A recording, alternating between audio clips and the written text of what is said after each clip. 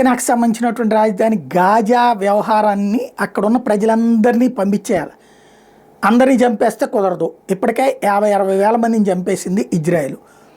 అందరినీ చంపేయాలి. ఆ ప్లేసు అమెరికాకు కావాలి. అందుకోసం అరాచకమే చేస్తుంది. ఆ ప్రాంతంలో ఉన్నటువంటి పాలస్తీనియన్లందరినీ లిబియాకు పంపించేస్తుందట. తాజాగా ఈ ట్రంప్ ఈ విషయం మీద సంప్రదింపులు జరుపుతున్నాడట. లిబియా నాయకత్వంతో అమెరికా సంప్రదింపులు జరుగుతున్నట్టు ప్రస్తుతం ప్రచారం జరుగుతుంది. నీకు లిబియా అంగీకరిస్తే బదులుగా అమెరికా $1 బిలియన్ నిధులు విడుదల చేస్తుందట. గాజాలోని పాలస్తీనాలు ఖాళీ చేయాలని గతంలో ప్రతిపాదించిన ట్రంప్ తాజాగా పశ్చిమాసియా పర్యటనలో భాగంగా వాళ్ళతో మాట్లాడారట.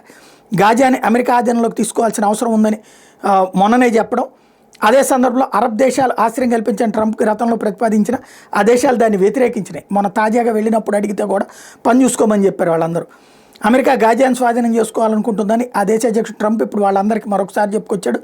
ధ్వంసమైన భవనాలు పునరుద్ధరిస్తామని, ఆ ప్రాంతాన్ని ఆర్థికంగా అభివృద్ధి చేస్తే అక్కడ ప్రజలకు అపరిమిత సంఖ్యలో ఉద్యోగావకాశాలు లభించవచ్చు అని చెప్తూ తాజాగా గాజా ఫోటోలను చూసాను. అక్కడ ఒక్క భవనం లేదు, అన్ని కుప్పకొల్ని ఆ శిథిలాల కిందే ప్రజలు ఉంటున్నారు. ఇది అంగీకారయోగ్యం కాదు. గాజాను అమెరికా తీసుకోవాలనుకుంటున్నాను, స్వేచ్ఛా మండలంగా దాన్ని మలచాలి. గాజాకి సంబంధించి నాకు మంచి ఆలోచనలు ఉన్నాయంటూ ట్రంప్ చెప్పుకొచ్చాడు. ఈ నేపథ్యంలో అక్కడ ఉన్న వాళ్ళందరినీ లిబియా పంపించేసి అది బాగు చేసి ఆ తర్వాత వాళ్ళకి అక్కడ అవకాశాలు కల్పిస్తాడట.